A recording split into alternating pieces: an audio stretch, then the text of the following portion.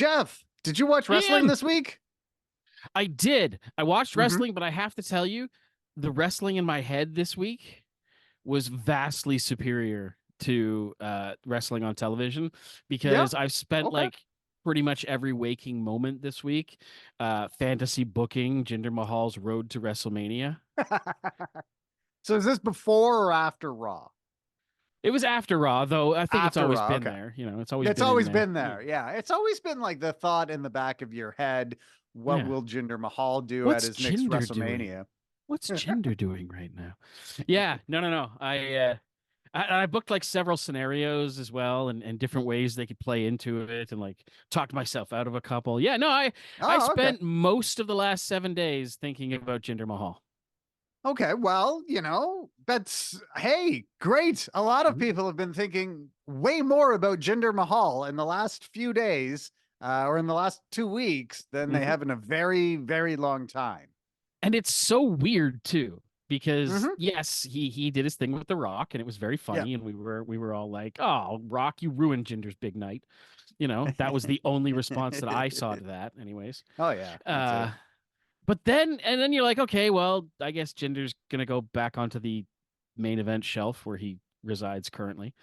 Mhm. But no, he got a huge boost from the most unlikely of sources, Yes, yes, Tony Tony Khan. Khan. Tony Khan decided to make Jinder Mahal a sympathetic figure. So for those, well, something in my room just broke. But Hmm. for those unaware, um, after Jinder Mahal and Seth Rollins had their little thing on Raw, it was Mhm. announced that next week Jinder Mahal is going to challenge Seth for the World Heavyweight Championship. Tony Khan, who apparently thinks title shots should only be handed out to people who deserve it, decided to take out of all the ridiculous title shots that have been granted in AEW. Tony Khan decided, hey, this is one thing where like I can look down upon others for. Decided that because Jinder Mahal hasn't won a match in several years, Hmm. since I believe, Obama was the president. Oh, the Halcyon days. Yeah. No, yeah, Tony, like, I think the man was born without a sense of irony because it is the only way that I can explain him, the guy who makes the matches Mhm. and who gives what was his name that has had like 10 title shots but hasn't won a match in forever. AR Fox. Yeah, AR AR Fox had Fox. like 9 title shots Yeah, before he ever won a match. and just kind of like moves his pieces around to make title matches like a game of memory. Mhm. Um, is mad that people aren't angrier that Jinder Mahal is getting a title shot without having won a bunch of matches. And I'm just like, first of all, you're going to open that door. Second of all, you're mad. The internet is mad that Hook is getting a Samoa Joe match. I don't even Like, know if I've heard anyone upset about that, I though. didn't hear anyone upset about I that. have Like, heard nobody upset about Hook versus Samoa Joe. The only people I've heard from about Hook and Samoa Joe are people who are excited about it. yeah, Like, he like thinks I, that's a I great am. I'm idea. looking. I think Yeah. that'll be a great match. Joe and Hook, they wrestle similar. There's the Taz connection because in TNA, Taz managed Samoa Joe and stuff like that. Mhm. There's all kinds of reasons to be excited about that. So I don't know who Tony Khan is listening to, for feedback. I But fear he's not listening to anyone. That's what I so fear. So his complaint was that he's been getting negative feedback about Hook versus Samoa Joe. Hook has only lost one match in his career. He's like 28-1. Mhm. Whereas Jinder Mahal hasn't won a match His in is the much in the worse. last year. Yes. So I actually like I'm happy that Tony Khan is thinking about these kinds of Hmm. things, about how to give out title shots and when it's appropriate and when it's not. Yeah. Maybe there's some growth happening there, but I think very obviously it was a case of like, you're not one to talk. Because my Yeah. my biggest gripe with AEW is that title shots are just handed out because people ask for them. Just randomly, yeah. Just hey. So Tony Khan puts out this tweet saying like, whatever, like Jinder Mahal's getting a title shot. which just caused everyone, like all the WWE supporters who are kind of tribalistic against AEW, and I'm not like, obviously it goes the other way too. Yeah. But those guys were like, all of a sudden, Jinder Mahal's their favorite wrestler. So it's like, what? No, we all unite behind Jinder Mahal. In a way, perhaps he was trying to say that would put some butts in the seats. Kind of. Yeah, I actually thought about that too.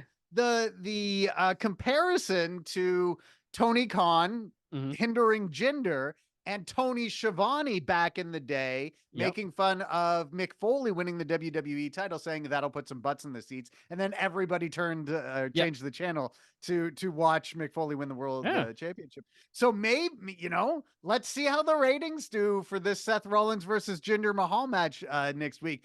If that quarter hour does really well, hey man, Jinder, all right, Jinder's got some momentum, and he's got Tony Khan to thank for him. So, oh man, and you know that Tony just like had his phone out, like, oh, this is gonna be so good. Everybody is gonna love me for this. They are just gonna nail I am gonna be so popular. Everyone's just gonna be high-fiving me and telling me I'm awesome and giving me energy drinks that I don't need.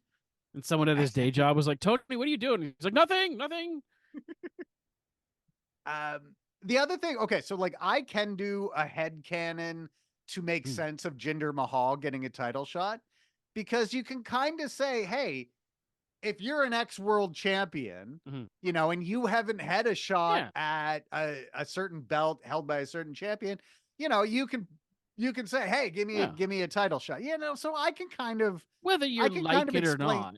Yeah, he's still a historical champion, so makes sense. I can kind of make it make sense in my head. Like, would it make more sense if Jinder Mahal like was winning matches for weeks leading up to him facing Seth Rollins? Sure. Yes, but they did the look. You got to little... strike while the Jinder's hot. Okay, you got to strike while the Jinder's hot. That Rock segment with Jinder put a big spotlight on him that hasn't happened for years. Why not pay it off as quick as you can and throw him in there against Seth Rollins next time? So the headcanon that I have for making it seem appropriate that Jinder Mahal has a title shot is that it's a pretend sport and we can do whatever we want. Well, yes, it is a pretend sport, but however, to kind of make it so that people don't have to suspend their disbelief to any large degree, you should try and keep it within the framework of how an actual sport would operate. Then again, if you've been following the UFC and MMA, people talk themselves into title shots all the time. People get title shots because they have a large social media following. So the real version of this sport is not exactly on the up and up either. So, hey. And also, like, me, I'm a Jinder homer, but it is highly unlikely that he is going to win this match. So let him have it. Tony, let him have fun with it. And you know what? Everyone was probably like, oh, Jinder versus Seth. Okay, yeah, I guess I'll check that. And then Tony did what he did.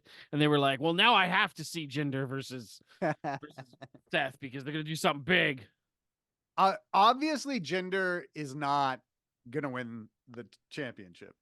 No, but he wins it in a triple threat at WrestleMania, according to according to your booking. Fantasy booking, yeah. But what I really want to see happen on Monday is, obviously he's not going to win, but I want there to be a near fall where everyone buys in. Like everyone thinks, oh my God, I can't believe it. Jinder Mahal is about to be the champion again. Only for like Seth to kick out right at the last minute. Just for that split second where everyone starts to imagine life with Jinder Mahal as the champion again.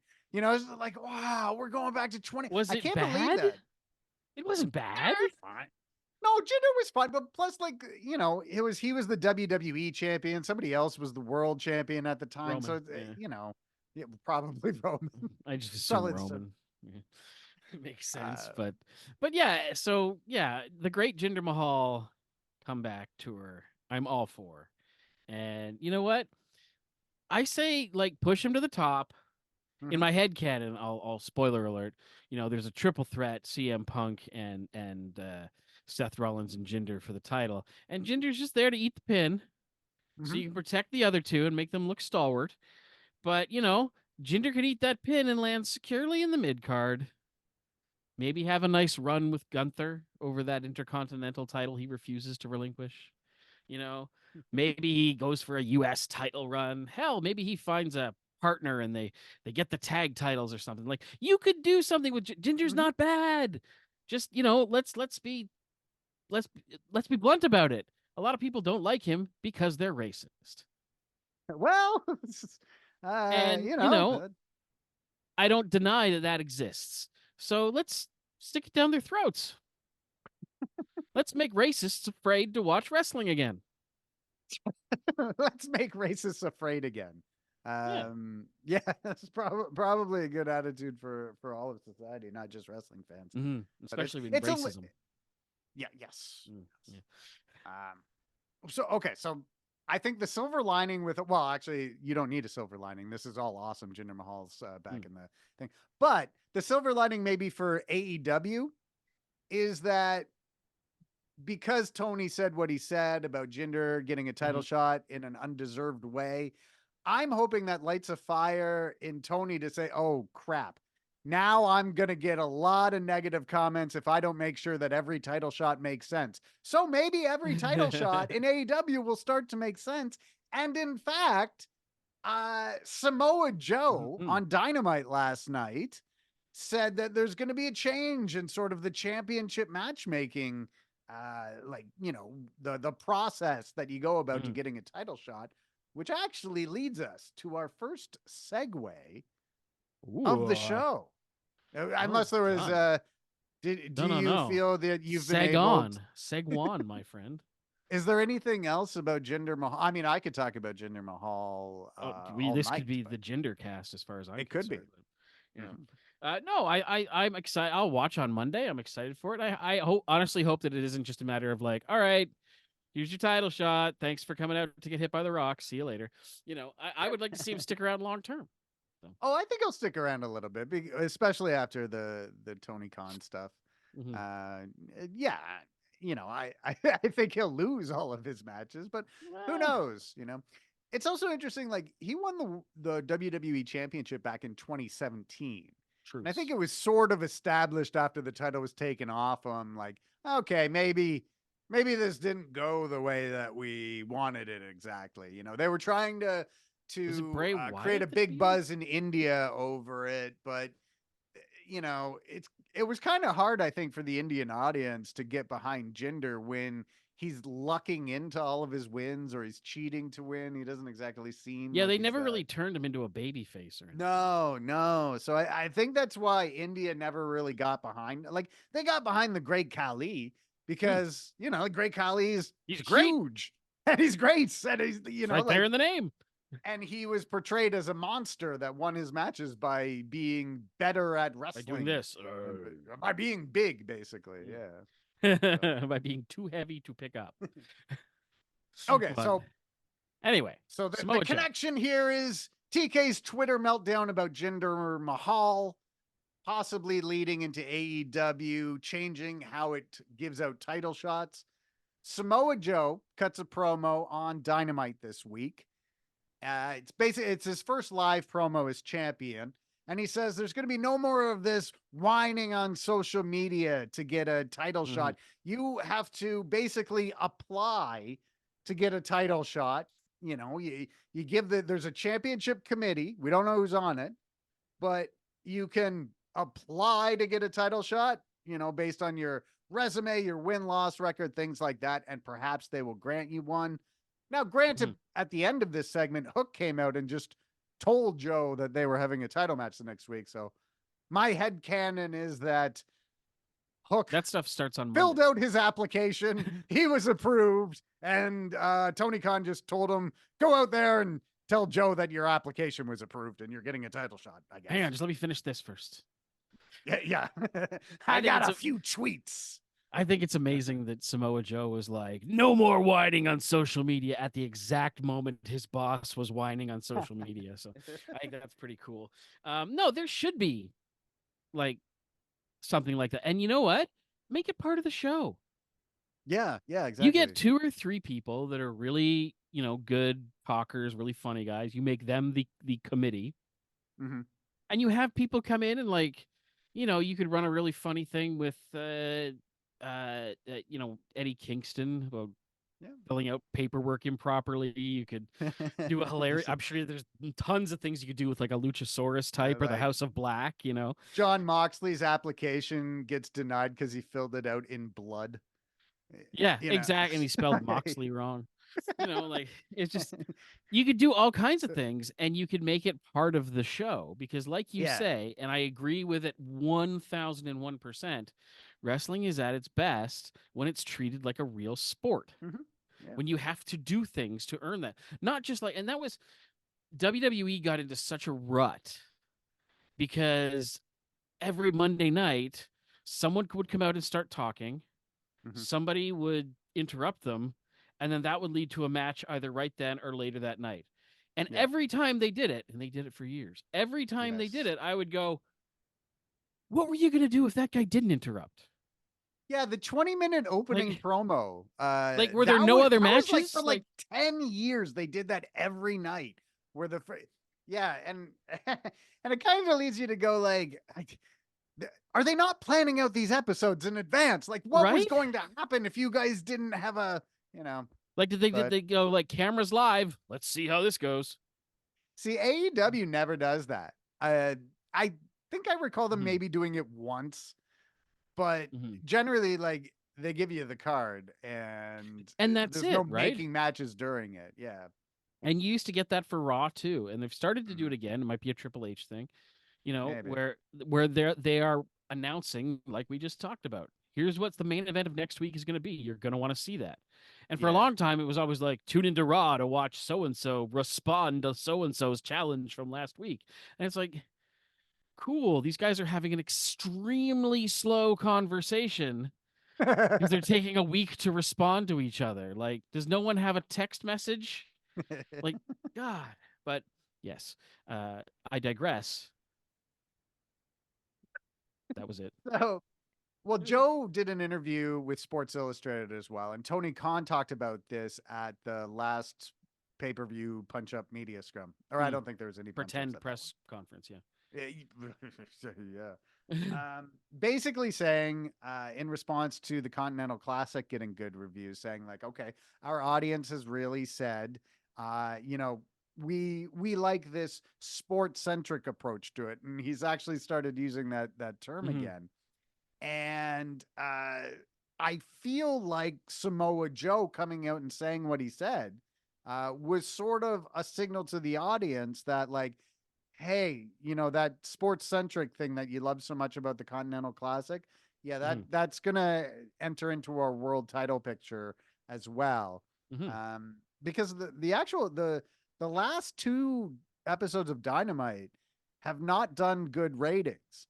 And you wonder if because the Continental Classic had been Yeah. so key for the last 6 weeks, that tournament not being there anymore, maybe Hmm. that is partially responsible for the lower ratings. But now you have Joe saying like, all right, you're not getting a title shot unless you've won a bunch of matches Yeah. and your body of work has been approved by so I think it's great. I think it's moving AEW into a new chapter. And And here's the thing: it's easy to do because you don't have to give people real numbers. You know what I mean? Like we know Goldberg didn't win oh 175 matches in a yeah. row. That was just physically and psychologically impossible in the time frame. So you could still pick and choose people, but you can create reasons for them to have that title Yeah. shot as Yeah. opposed and the other side of it too is that the talent needs to remember, and I say this about wrestlers, I think 3 times a year, and every time I mean it for every wrestler who's working today, winning that title should be your number one goal. Yeah. Because And when it one seems of like a lot of people want it, more people want to see it defended. yeah. And I think that's been an issue in AEW is that a lot of wrestlers are kind of in their own universe, and it's like the world title doesn't factor into that. Mm-hmm. And I've said like Wardlow goes undefeated for like a year, never gets a title shot. And it's Yeah. like, well, why? Jade Cargill goes like her entire AEW career, never loses a match, wins the TBS title, but never challenges for the world title. Yeah. So all paths are not leading to the world championship, and hopefully this kind of new structure will sort of lead to that. Whereas in Yeah. WWE, everybody's goal is to get to the world championship, and you see that in Mm-hmm. how, or like at least a world championship. You see that in how they're building up the Royal Rumble, where Mm-hmm. it's like all of these guys, CM Punk, Drew McIntyre, Cody Yeah. Rhodes, like they're all trying to get to the world title, but they all have to win the same match to do it. Yeah. And it makes the Royal Rumble feel so much more important. And And when yeah, it's I don't when know. it's guys like that, it makes the title seem more important too, because it's like Yeah. those guys could just they're the type of guys that could just be like, hey, I'd like a title shot, and they'd be like, yeah, Mm-hmm. no problem. So the fact that they all want to get through it and be the first one to the thing and not just like wait their turn or whatever, blah blah blah. Yeah. But it does bring us to our second, we're two of two, interesting Uh-huh. segue, All right. which is you mentioned the Royal Rumble and people being in it and such. Yes. People will be in the And Royal Rumble. I think it's time that WWE stops telling us who's in the Royal Rumble. Okay, there's a few different theories on this, but yeah, get like what Mhm. like tell me your reasoning One for. of the best parts of the Royal Rumble is the surprises, right? Yeah, And, totally. and even when it's like you don't even know the order, even if it's someone you know is in the match, but you don't know the order, and you're like, oh, it's this person now, or Mhm. oh, I thought they'd be later. The surprise factor of the Royal Rumble is one of its key figures. Yes. But they always tell us who's in it, like at least 25 out of 30, and then they save a few spots for surprise returns or a weird legend that we all kind of go, oh, don't hurt yourself. All um right. you know and I think back to like the days of even the 90s and the early 2000s, where like there was a ball hopper and they all pulled balls that day and Yep. for their order and stuff like that. Like, give me that back. I want to be like, oh, Rey Mysterio and Dirty Dom are starting. Okay, cool. Who's next? I want to be thinking like, who's next? I don't want to be thinking like, well, okay, this person's already come out and these five people Yeah, have yeah. declared. So, because then it just becomes like a checklist as opposed to being Yep. excited that someone new is Yep. in the match. Yeah, I've heard uh like I think there was an article on like Cage Side Seats Hmm. where someone was basically saying the same thing. And I certainly agree like the Royal Rumble it's just because it's like very often you just get surprise after surprise after Yeah. surprise. Um so I definitely like having the mystery element to it is really important. But you Hmm. want to know like certain stars are going to be in there. So like, Yeah. you want to know that Cody Rhodes, that the Royal Rumble is part of his WrestleMania story. You want to know that it is for Drew McIntyre, CM Punk, Hmm. so on. And you don't want anyone who like is in title contention or near the top of the card to just not be in it and then you Yeah. don't explain it. And the number one example of this was when Daniel Bryan didn't win the Royal Rumble one year Oh and he yeah. wasn't in it, but everybody expected him to be in it. Yeah. It was in Philadelphia. He had wrestled a match earlier on the card. So in storyline, they would later say, oh, well, we didn't want you to do double duty and have Yeah. to Yeah. wrestle again. But what ended up happening is the crowd was so into Daniel Bryan. He was the most popular guy at the time. They wanted him to win the Royal Rumble. And when it got to number 30, they were like, well, this has to be Daniel Bryan because Hmm. he's not in there. It was a returning Rey Mysterio. Yeah. And like On it ends any up other hurting night, Rey that'd be huge. Mysterio. Yeah. And I have never seen a Royal Rumble bomb as much as that one did. And so it would have been the one that was leading into WrestleMania 30. You can probably Mhm. do some math to figure out what year. I can't. No, Unable I to. don't know, but it was Blue Tista that was the winner. It That upset it everyone. was Blue Tista, and then they Yeah. did that thing where Bryan had to beat Blue Tista and Randy Orton, then moved Hmm. on to the Triple H thing. So I loved WrestleMania 30. So it WrestleMania all worked 30 out is in my the end. favorite WrestleMania of all time, from start to finish. Yeah. It's perfect. But that Royal Rumble, the second they realized Daniel Bryan wasn't in it, it was like the entire crowd didn't want to be there anymore. They shit on the entire thing. It wasn't quite as bad as Hell in a Cell that year when when it was the Fiend versus Seth Rollins and the ref That was called for a disqualification. Yeah. It wasn't quite as bad as that. But other than that, like that was right when I started thinking like Vince McMahon has lost it. Vince McMahon has completely lost touch, because if he thought that was a good idea, he's out of it, because anyone else could see that from a mile away that the fans wanted Daniel Bryan to win, and what he decided to do that day was not going to work. So I don't know if it was before or I guess it probably was after that, the year that Roman won. And it was the Suffer and Succotash year, and people were real mad about that too. Yeah. To the point that they sent The Rock out. And they were like, and it didn't work. We're not even gonna deal with that, and it's so like, I understand that you want to, say your marquee stars are in it or whatever, but like we don't need to have all 30 members of the Royal Rumble declaring on Raw, we don't need that. And it would make the whole thing, I think, pop a little bit more, just because you never know what can happen. And then those people that don't show up or whatever, like, you're like, all right, well, they didn't say that he was going to be here, and he's not. Like, you can kind of do your headcanon or whatever on that, but I don't know.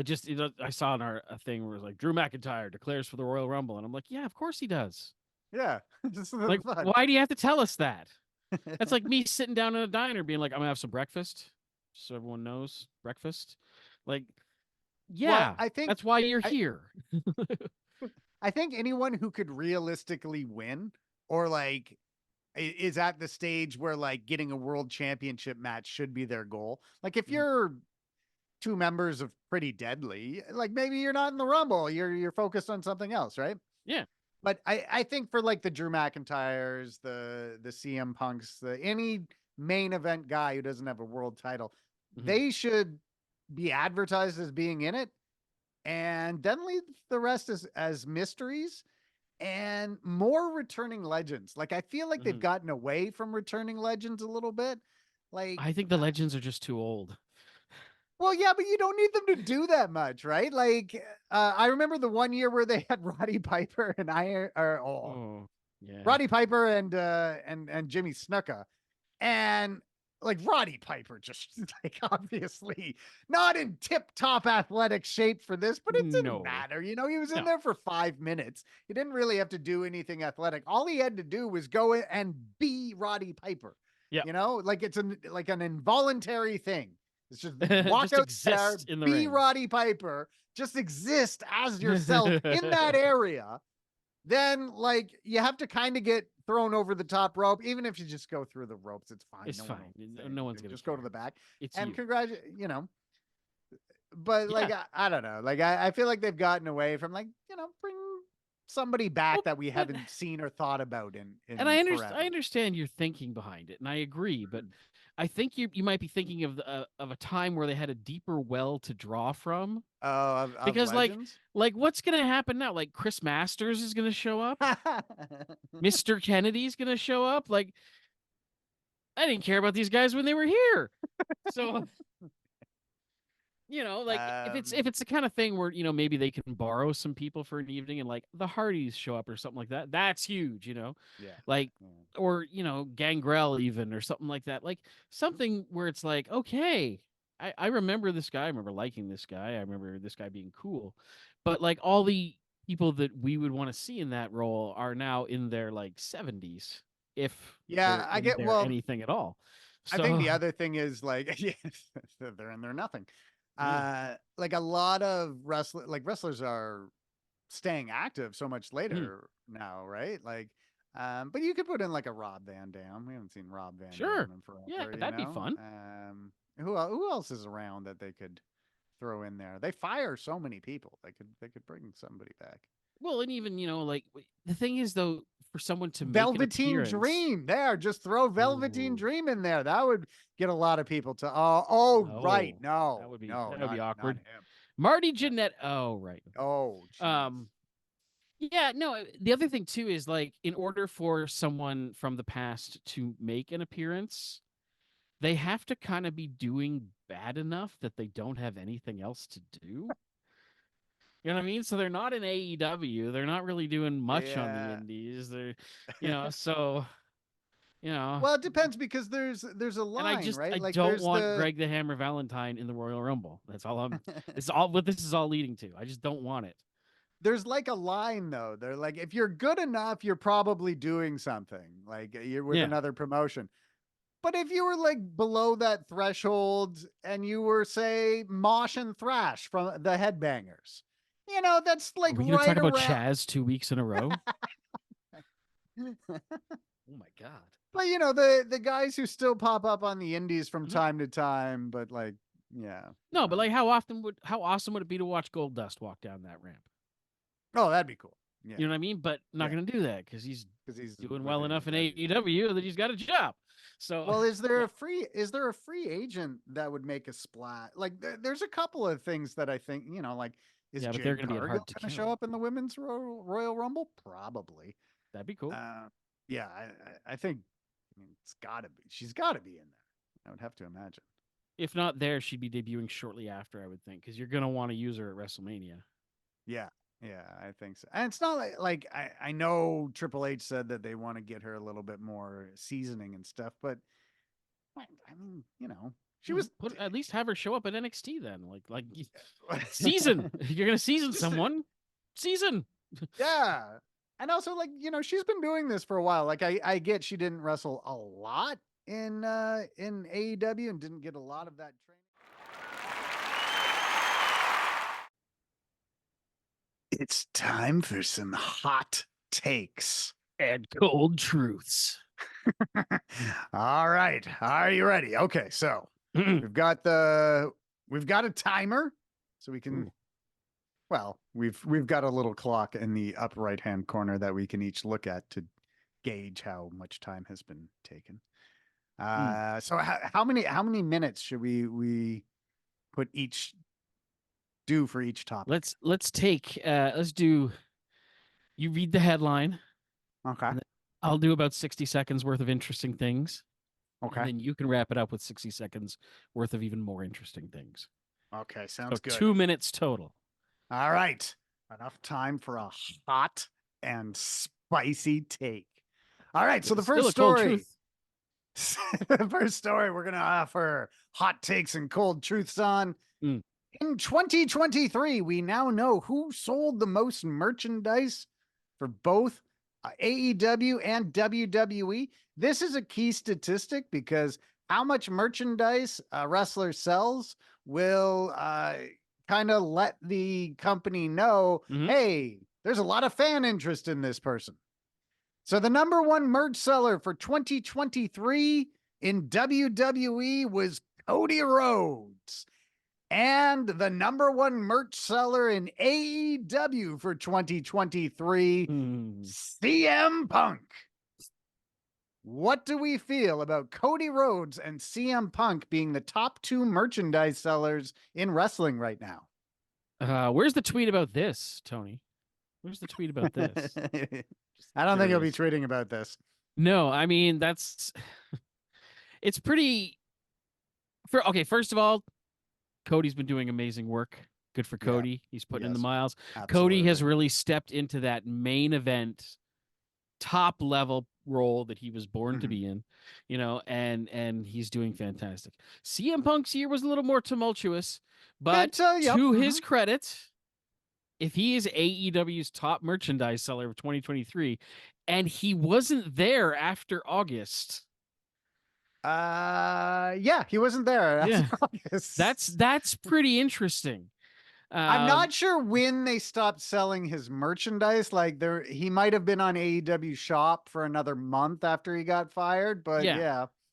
But yeah, I mean, and definitely once he showed up at Survivor Series, they're not going to sell his merch. Like, it's just because I'm sure that the way AEW handles that stuff is probably very different from the way WWE handles that stuff. But that said, I mean, like, it's great. And like, honestly, this is one of those things where I'm just like, what a mess. Like AEW is getting the Raw deal on this, and they didn't even do anything wrong, you know? Yeah. So it's like bummer. Well, it kind of sucks because you look and you're like, wow, Cody Rhodes and CM Punk are like, and it's like there's them, then there's everyone else. So they're the Yeah. two biggest merch sellers. I mean, LA Knight got up there for a bit or Mhm. whatever, but CM Punk and Cody Rhodes, a couple of years ago, they were both in AEW. Now they're both in WWE. Mhm. I think that hurts AEW Yeah. quite a bit. You know, like clearly you've had and lost two gigantic stars. Yeah. Very different reasons. Well, kind of. I mean, No, there. very different reasons. One punched his coworker, the other decided to go work somewhere else. Well, Cody, there were many rumors that Cody and other members of the management team were definitely having more respectful disagreements than Mhm. maybe Punk had, but the same kind of thing, people not seeing creatively eye to eye. Mhm. But I'll tell you why I'm so happy for Cody Rhodes. Because Cody Rhodes has wanted this. He has wanted to be the top baby face in WWE. And he was told his entire career leading up to when he left in 2016, yeah, you're not that. Mhm. Sorry, you know. And especially after his dad died and they started to play up, you know, oh, these Dusty kids, the kids Mhm. that Dusty trained. But Cody Rhodes is there. It's like, well, Yeah. why wouldn't you push me at this level? And he left, and god damn it, he really did prove outside of WWE that he was a star. Mhm. He did the thing in Ring of Honor and then Ring of Honor, New Japan, then became so Mhm. popular he helped spawn AEW, then became very popular during the course of AEW. His ratings in AEW would always go well too, and he was selling a lot of merchandise there. He did so well in those metrics that it showed WWE and Vince McMahon that they were wrong. Mhm. And so, like, I mean, it's almost like he's won a real world championship.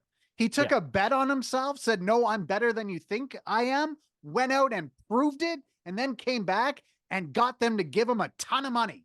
Way to go, Cody Rhodes. Here, here. Here, here. All right, that was my hot and juicy take on Cody Rhodes. Let's This is a see what good we take. got. Good take. We've got another one about Cody Rhodes being awesome coming up, but Oh, cool, good. this time we've got one on Nemeth, the former Mhm. Dolph Ziggler, the former Kerwin White's caddy. Mhm. Mhm. So he Mhm. popped up in New Japan Pro Wrestling. We talked a bit about that last week. However, this week he did an interview on Busted Open Radio Mhm. where he talked about his exit from WWE. Here are some of the quotes he said about leaving WWE. He said, I've been preparing for this so long and getting things ready to go that I wasn't like, what? What do I do now? I was planning this along for half of this entire last contract with WWE. It Mhm. wasn't out of the blue. I had sent a few emails to the boss for the last 6 months, definitively saying, I have to move on somewhere else. Can you let me do this? And eventually, that's how it worked out. So Dolph Ziggler has basically said, look, I've been preparing for life Yeah. after WWE for a long time. I'm looking forward to this and I'm throwing myself into it. This is going to be a lot of fun. And the reason I think this is something that we should cover is I was actually a little worried he would have the opposite reaction. Oh yeah. I thought that he'd be like, well, you know, I guess that's it for me. I did 20 years. Let's move on to acting or comedy. Yeah. But based on what he said on Busted Open Radio, Dolph Ziggler is going balls deep into his post WWE career. How do we feel about Nick Nemeth, Dolph Ziggler, and what he can do outside of WWE? Well, I imagine he's being very gentle about it, so that's helpful. But no, it's like I said last week. You know, of all the people that got released, the least worried about I think was Dolph Ziggler because Yeah. he does have, you know, he has always been that upper mid card guy. Even when he had the world title, it was kind of the second world title. You know, Yeah. like he's always been that guy. So you know, I hope he goes out and he pulls a Cody Rhodes and he reinvents himself and you know has stellar matches that make us remember what a good wrestler he is. Because to be continually employed for 20 years, Yeah. especially these 20 years, is pretty impressive. then you got to be fairly good to be able to do what you do. That said, I'm sure he's also self-aware enough to have seen the writing on the wall. Yeah. And if he's, he was trying to get out, and then finally they just let him have it kind of thing, then that makes sense to me, because he's one of those guys that has been around long enough that he knows what his value is in other companies. Mm-hmm. And he wants to go exploit that value. He doesn't want to sit around and just collect a check. So good on him. Like I say, I wish him nothing but the best in his future endeavors, which I hope include punching people in the face for a living. So I'm also very excited about what he does outside of WWE. I just want to mention something he said later in the conversation on Busted Open Radio. He kind of sort of like pitched an idea of what he'd like to do outside of WWE. And listen to this. So he said, maybe I'd be a hired gun bouncing around different promotions and just saying, here's what I pitched to WWE 20 years ago. For me to be the modern day Ric Flair, who shows up in a territory and makes something happen and steals the show with their champ without even knowing who the hell he is, and then moves on to the next town. So hopefully something like that, which I've been really looking forward to for a long time. I think that would be very cool. So what he's referring to is when Ric Flair was the NWA world champion, there was still the NWA territory system. And so Ric Flair would go into like a different territory and he'd lose a match to, say, like Kevin Von Erich. And it looked like Kevin Von, I actually just watched this happen in 1983 not long ago. And it looks like Kevin Von Erich is the new NWA world champion. But then they did sort of like a screwy finish where they were like, oh, actually, no, he tossed Ric Flair over the top rope. So it's a DQ. So he would go from town to town, making it look like the top baby face in that territory was better than the world champ, but the world champ just cheated and screwed his way out of having to give up the title. So like every territory then started to go, oh, the best wrestler in the world's actually here. It's Kevin Von Erich, Yeah. So I think he could do something like, if he sort of won a title that could be defended in different promotions. I mean, the wrestling world is totally set up for something like that now, for him to jump to Impact, to New Japan Pro Wrestling, to wherever. And I think he'd be great at it. It's another iteration of the belt collector gimmick. Yeah. Or the Hardys, when they were all broken and stuff, traveling around to different promotions and winning their tag titles and putting, absolutely. He could totally do that. And I'd love to see him do it. I think it'd be great. Yeah. Well, he's going to end up doing something better than what he's done for the last 10, 15 years. Because he's going to be wherever he goes, he's at least going to have a story where he's the focal point. When was the last WWE storyline where he was the focal point of it? He's been in storylines. He's never really been like the main character of one, but he will be the main character, and if he shows up in Impact, I'm kind of hoping for that. I always hope for people to go to Impact. He'd be a good fit there. Yeah. Well, he'd be a good fit there. I just, the reason that I always look forward to, or think that people should go to Impact, is because they would get to do whatever they want to do, So we would get to see them in their truest form. And so that's why I'd like to see him end up there. But I'm happy with, he's in New Japan. That's great. And wherever else he goes, I think he'll do some fun stuff too. All right. Hot and juicy takes. Let's continue. All right. Speaking of wrestlers wrestling in different promotions, Bryan Danielson, whose full-time career only has a few months left. He's going to, I think it's going to be his last full-time match will be at All In this year. But he's got a few matches. He wrestled at the Tokyo Dome for Wrestle Kingdom on January the 4th. So last Thursday. That was like a big dream for him. He's now going to wrestle Zack Sabre Jr. back in Japan in Osaka on February 11th for the New Beginning in Osaka. He's going to wrestle Zack Sabre Jr., who he wrestled once before. And this is like the big dream match between the two technical wrestlers. There's the big award, the Wrestling Observer Newsletter Awards. There's the Bryan Danielson Award for the best technical wrestler. It had been the best technical wrestler award, but then Bryan Danielson retired and they decided to name it the Bryan Danielson Award. Of course, he comes back. And then he came later. back. I certainly hope he's been awarded it at least once. He has, but like the only two people to win this award over like the last 14 years are Bryan Danielson and Zack Sabre Jr. Zack Okay. Sabre Jr. won it while Danielson was retired, and I think even once or twice after Danielson came back. So, so it's like the dream match between the technical wrestlers. But Mhm. basically, it means hey, he's going back to Japan next month to do a match. He also told an outlet in Japan he plans on doing 5 to 10 wrestling matches every year once he's no longer, a full-time wrestler. So it seems like he is going to bounce in and out of like New Mhm. Japan, maybe AEW a little bit. How do we feel about Bryan Danielson doing more matches in New Japan Pro Wrestling? More Bryan Danielson matches are never a bad thing. No kidding. So that's first and foremost. Second of Yeah. all, I think it's pretty cool they're doing it in Japan. You know, Yep. this is a match dream made for those fans in Japan because Mhm. they really appreciate the technicality of wrestling. Yes. Yeah. And yeah, this is great. I kind of don't know what else to say about it. It's gonna be this will probably be like match of the year in February or whatever, but Yeah. like Yeah. just the fact that it's gonna happen is really cool, and I like that he has ascended to a position now where he has the freedom to do this kind of stuff. I Yeah. really think that WWE would be able to keep around a lot more people if they just every now and again let them do something like this.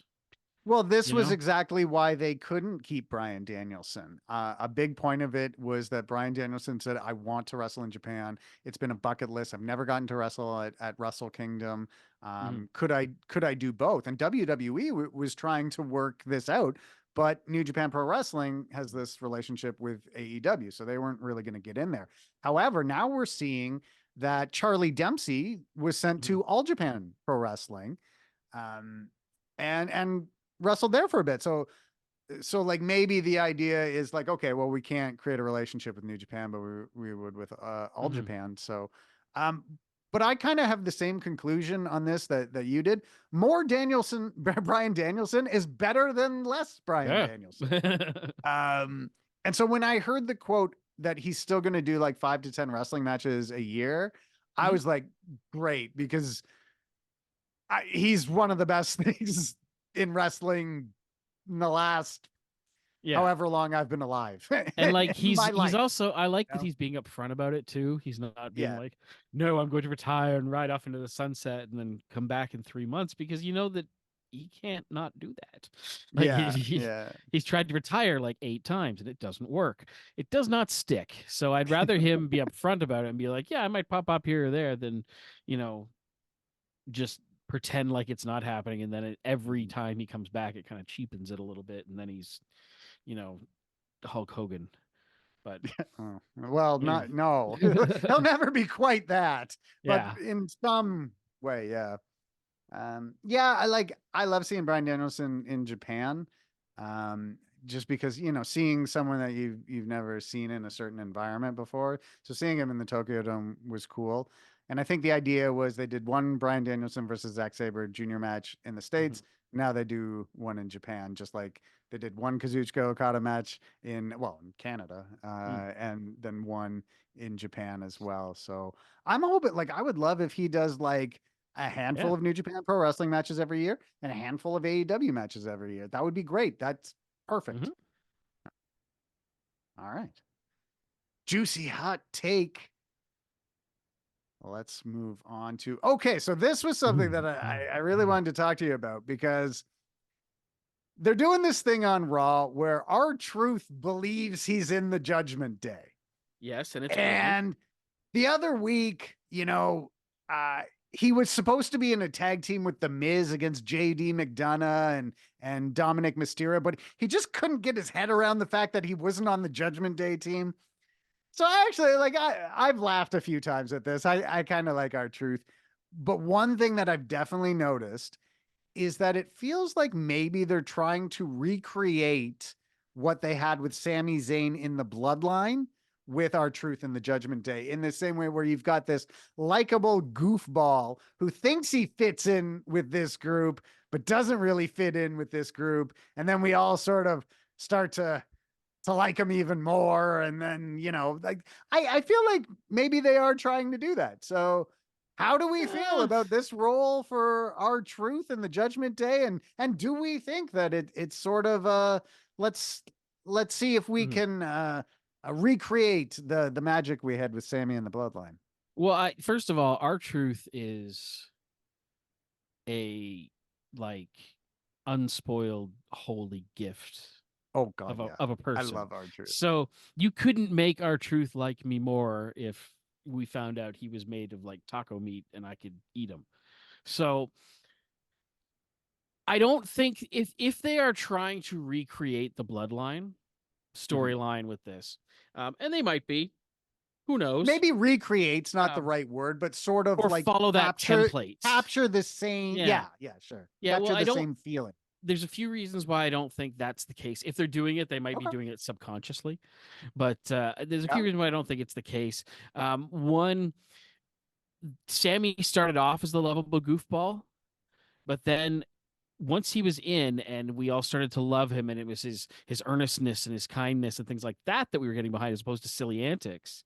That's when the Bloodline Sami Zayn storyline really went to that next level. Yeah. R-Truth isn't the kind of character that has that moment. You know what I mean? Not yet. Like, maybe not yet, and maybe this is the thing that does it. I don't know. But he doesn't have that gear as it stands now. The other thing is that the Bloodline storyline was the top already, right? Like that was where they were focusing a lot of their energy. Right now, the Judgment Day is kind of a little further back, not that much farther back, but a little further back. So I don't know if they'd be expecting something that is on the sort of upper mid card to be as passionately received. And the other thing too is just like, if we just saw it, then people are going to recognize that, like we have now. So I feel like, I just did that. It, I just recognized it. That's right. So I feel like if they're doing it consciously, it's a very short-sighted thing, because eventually people are going to be like, this is just you doing this. Like, and those guys in the Judgment Day and R-Truth are all fantastic. They don't need to have recycled storylines thrown on them. Yeah, I think a bit of it is there already is some silliness in Judgment Day. Like Dominic Mysterio, being the hardened criminal after there was already silliness sprinkled in. Whereas with the Bloodline, it's like the Bloodline was all serious and Sammy was the exception. Yeah. And so he stuck out redheaded more. Stepchild. Yeah. Yeah, exactly. Yeah. UP. The the Montreal Canadiens mascot. So yeah, I mean, there's definitely some differences there, but I do think there's some similarities. Yeah, I don't know if they're doing it on purpose, maybe not, but they are one thing they are definitely doing on purpose is giving a little push to R-Truth, right? Yeah, like, which is never a bad idea. This is far more screen time than he's gotten in a long while. And R-Truth is a pretty talented guy. Like, he's been in wrestling a long time. So as I mentioned quite a bit, I go to the house shows, take my niece and nephew. R-Truth was on the last one, and he was hilarious. Like, he just comes out, he does his rap. He did this thing where he wrestled Omos, who is still employed and does house shows. Yeah. And they did this thing where R-Truth's all he had to do was knock Omos off his feet, and he'd win MVP's $15,000 watch or something like that. And it was just silliness for like 5-10 minutes, but it was great. Everybody loved it. Of course, there's a lot of kids at house shows, so they all ate it up. So more R-Truth, just like more Bryan Danielson is a good thing. I think more R-Truth is a good thing too, because he's funny. I laugh at him. I agree. Okay, because we're getting a little low. I just want to make sure, because I put a lot of work into this, so I want to make sure. So I go through the TV ratings every week, and I am given this spreadsheet. I have a subscription to WrestleNomics on their Patreon. Very good. They put out graphs so you can see, like, okay, normally the 9:00 segment on Mondays does this. However, this segment did this. So you can look for little peaks and valleys, right? If something's a valley, it's not working. If something's a spike, people are interested. So I went through SmackDown, Collision, Raw, and Dynamite, and I picked out who had the most noticeable spike and who had the most noticeable drop on each show to kind of get an idea of what are fans into and what are they not into. Okay. So, I think maybe I'll just read these off, and any thoughts that come to mind, just, hey, have at it. So on SmackDown, the noticeable peak, so the thing that people were very interested in, was the main event did better than main events normally do on SmackDown, and it did very, very well in comparison to the rest of this whole show. And that main event was AJ Styles versus LA Knight versus Randy Orton, the winner facing Roman Reigns at Royal Rumble. Of course, Roman and the Bloodline came in, broke that up. So that was, that's not surprising. Roman Reigns, big deal. It's all built around the world title. There was a big noticeable loser, and it was the segment that just came before the main event. And that was a match between Pretty Deadly and Butch and Tyler Bate. Now, I don't necessarily think this means, Pretty Deadly and Tyler Bate and Butch, they're terrible. People don't like them. I love Butch. I love Pretty Deadly. Butch and Tyler Bate are both great wrestlers too. I think this was more of a case of like, all right, this is a random tag team match between two teams not in the mix. It doesn't come off as an important segment. So I think some people may have said, you know what? I'll tune out. I'll come back in for the main event. They needed to pee. They needed to pee.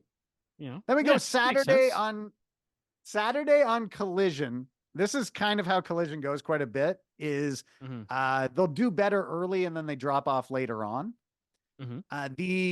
The noticeable peak was the second segment did better than the second segment normally does. So this is around 8:15 to 8:30. And that was Eddie Kingston versus Trent Beretta. So, hey, maybe people are really into Eddie Kingston. He just won the Continental Classic. And then there was a big drop for the Kingdom versus Bryan Keith and Commander. And again, it's a random tag team match with not a lot at stake. But, so that's... so I guess across brands that they don't like random tag team matches. Yeah, maybe. It's just... Well, we're going to get to that on Dynamite, too. So it was on Raw. The big winner was CM Punk and Drew McIntyre, which was the first segment. There's a few things here. So the Raw rating on Monday was actually pretty bad, but it was up against the college football national title game. So that's why it was bad. However, the opening segment with Punk and Drew did better than their opening segments normally do. So that could signify some interest with Punk and McIntyre. Like Punk, ever since he's been back, is getting huge spikes. His segment with Seth Rollins got like a gigantic spike, the likes of which I've never seen before. And then everything fell apart for Raw after that segment.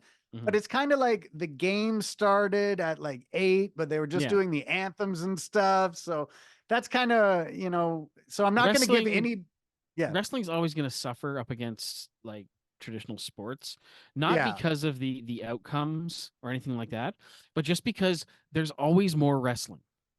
You look at the particular championship or, matchup between two teams you love or whatever, that may happen once a year, or in terms of the matchup once every several years. So it's like, it's appointment tuning.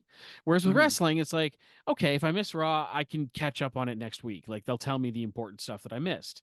And that's not like a criticism or whatever. I think it, because you have to do that if you're going to be on the air 52 weeks a year. But I think that maybe that has a lot to do with why people do tune out at certain points, because you can always find out what happened later. You don't feel like you have to see it live. Sometimes. It's like stars and how important a match or segment feels. So the only real dip in Raw that went lower than even as low as the show was at 9 o'clock, which is kind of an important hour for them. Nia Jax came out and did a promo, and it went. So she should have asked her famous cousin to join in. Yes, if her famous cousin had showed up, it would have been fine. And then on Dynamite, the big spike, big noticeable spike, no denying it, Samoa Joe's promo. was probably the most noticeable rating spike in wrestling over the last week. And there were 2 dips on the show, and they were both the 2 multi-tag matches. So all of the dips in wrestling this week was either a tag match that didn't matter at all or Nia Jax talking. And everything that had to do with like world title scenes or like, you know, like Main CM Punk and Drew McIntyre, Samoa Joe, the main event of SmackDown, all of those had to do with the world title. And those were the big spikes. So I don't know, maybe, yeah. I think it's interesting that not only were the tag teams the dips this time, but like that it happened in both companies. Yeah, yeah. Like, is this the kind of thing that happens so often now that we don't even notice that it's weird? Because it is kind of weird to just randomly have these throw together matches like that. Again, it goes back to like, didn't they think this out beforehand? Like, you know, and so it's like it's hard to get excited for a tag match that doesn't mean anything. Yeah. Because you know that it's very rare that anything meaningful spins out of those matches. Yep.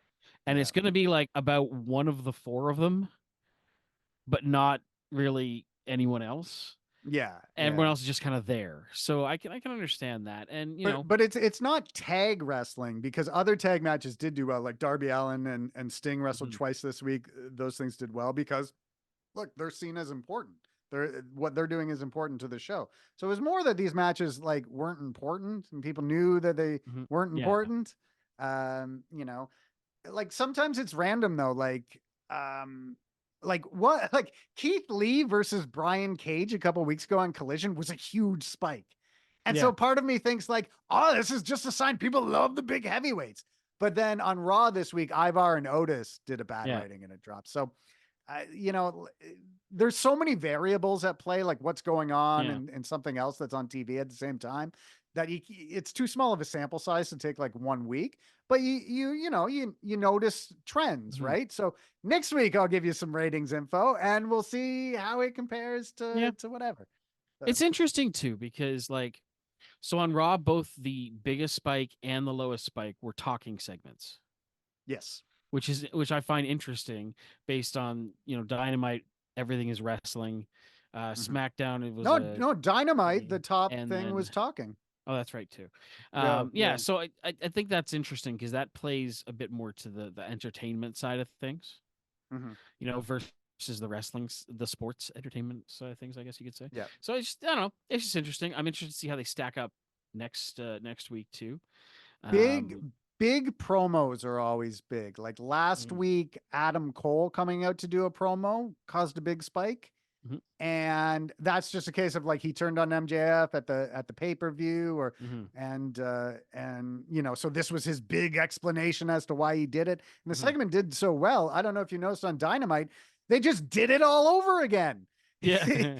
He came out and he basically just said all the same stuff he said last week. So they're like, that worked good. We'll do it every week now. So. That's just, we call that WCW. Yeah, but yeah, I don't know. It's funny, I hadn't thought of that. But I also think it sort of expresses the difference between the two shows in terms of like when WWE and WCW were competing, they were very similar shows in terms of like what they were doing. They had big sets and they had, you know, AEW versus a WWE show feels like worlds apart. And I just, in terms of the look and presentation of the shows. And so I find it interesting that the big flashy one, you know, both their spikes on their main show would be talking segments, but you know, it's interesting that AEW had good talking segments too, because I view them so differently. So it's very interesting. Well, AEW does them less, but when they do them, it's like anytime a champion comes out after winning the title or somebody explains their actions. People love those, you know. So because they know they're going to see a storyline development, or they think they're going to see a storyline development. With the Kingdom promos, you didn't get it, but you know. All right. Another thing I wanted to make sure we talk about while we got time. a new stable debuted on Yes. SmackDown featuring Karrion Kross, the Authors of Pain, and Paul Ellering. They're called the We Got Fireds. We've all been fired stable. They're called the Suck It Vinces because we're working here again. Vince ain't here, so we are. And then the other one is there was a report that came out today that the name they might go with for the Bobby Lashley Street Profits faction is the Pride, which I yeah, like, I was, you know. I was like, No, oh, yeah. They could have like a lion type symbol. Unless they come out in lion costumes, what is the point? Honestly, maybe they will come out in lion costumes. And then I reserve the right to rescind all judgments and comments and become the happiest little boy in the room. But I'm just glad they're baby faces because the Street Profits as heels, nobody wanted them as heels. Like they're fun, flashy wrestlers. I want them to be the Street Profits. That's it. Yeah, like no one was calling for a change in the Street Profits. Nobody was like, well, they should probably change up their thing. Like they're doing a little too good. You know? Yeah, no, Street Profits are awesome. I remember seeing them at a takeover. And they came out, and I was like high up, so I could see like the whole arena. And they went, they did that thing where they went around and they had the red solo cups and they were going all around the crowd. Like I've never seen like a crowd like kind of like dance and bop up and down before. Like I don't know. I just think they have a lot of presence. They're very likable. Like they're great. Montez Ford is like, sign him to a 10-year deal now because he's gonna be able to be that big for that long, easy. Like he's amazing. And Angelo Dawkins, he struggled for a while in NXT for a long time. His gimmick was he didn't understand headbands, like it just weird things like that. But I was glad to see him paired with Ford and see him really find someone that plays to his strengths in the ring and on the mic. And they became amazing. They were awesome, and good. I don't really like serious, Yeah, it just Street them Profits, as heels. I wasn't into, and like Bobby Lashley has sort of like a Brock Lesnar kind of aura to him, and you can if Brock Lesnar's at a 10, then Bobby Lashley's like an 8.5. I also feel like Triple H is probably just kind of making Evolution 2.0 and being I remember when I was in this group.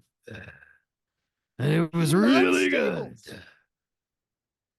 He will always, like, if he has his way, the champion of any brand will be some dude who has 3 other dudes around him. Like, as close as he can get to the 4 horsemen as possible, he will do it. Like Undisputed Era, the Bloodline, the Judgment Day. These are all under his reign. Damage Control, damage Control. Getting a women's stable finally. So he loves the stables. He loves the stables. There's no doubt about it. But the stable thing is terrific as long as it doesn't become an endless sea of stable versus stable. Yeah. Because then it's just like it feels like we're working too hard for this.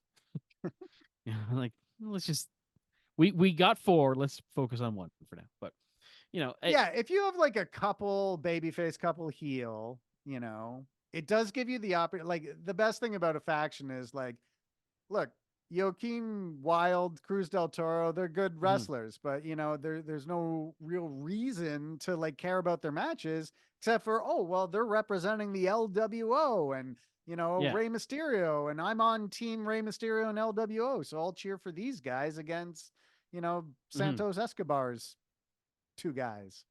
His LWO. His LWO. Los Lotharios. Los Lotharios. So, okay, real quick, because we only got a few minutes left here. We can talk about Mustafa Ali later. He's got lots of time. True. A new Dark Side of the Ring season has been confirmed. Yeah. They're coming out with season 5. Bummer Side of the Ring. What are some topics that could be on season 5 of Dark Side of the Ring? None. I don't wish anyone that involved in wrestling something horrible enough to get them featured on Dark Side of the Ring. So I want nothing.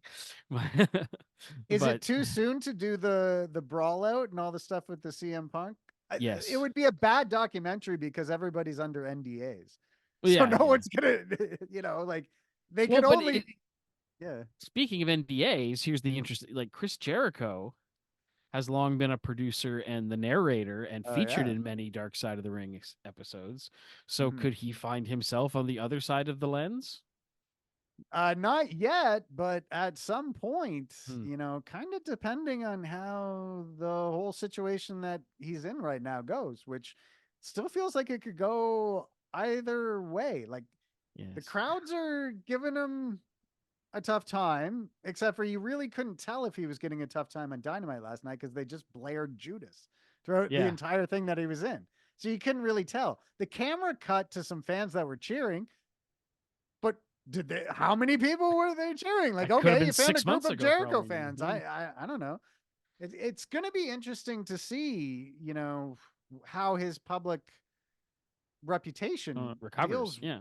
Yeah, And you like know, Jim Ross has said, he won't go on Dark Side of the Ring anymore because of yeah, selective editing and things yep. like that. And I doubt Ric Flair is going to be on one anytime soon. Oh no, no, no. So Not Tommy yeah, Dreamer. He's not going to be on it. yeah. I'm sure they'll dig up some really awful and depressing things that wrestling fans of a certain age don't want to relive again, but will anyways. Well, Uh, unfortunately, there's like an endless yeah. supply of those. Exactly. They'll be able to find something, but like, yeah, I can't think of something that I'm like, oh boy, I really want to know more about that. Most of this stuff I'm like,